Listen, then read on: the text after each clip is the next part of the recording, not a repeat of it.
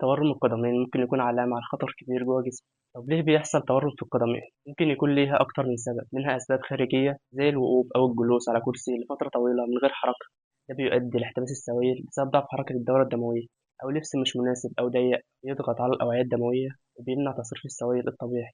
السفر لمسافات طويلة زي مثلا ركوب الطيارة بيؤدي لتراكم السوائل في الأطراف السفلية.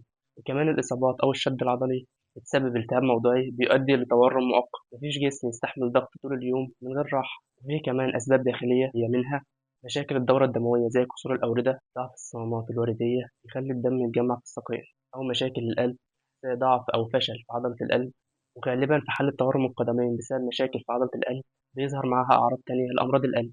لو السبب من القلب هتلاقي الرجل ورمة، وكمان أوردة الرقبة منفخة. وكمان لو في مشاكل في وظائف الكلى، وده بيظهر أكتر مع مرضى السكر، لأن الكلى هي العضو المسؤول عن تنظيم السوائل والأملاح في الجسم. في حالة وجود مشاكل في وظائف الكلى بتقل قدرة الكلى على التخلص من السوائل المحبوسة، وبتقل كمان قدرتها على عمل توازن في الأملاح في الجسم. ولو السبب من الكلى هتلاقي الانتفاخ بيبدأ من الجفون الصبح بدري، وكمان بسبب ضغط الدم المرتفع أو المنخفض.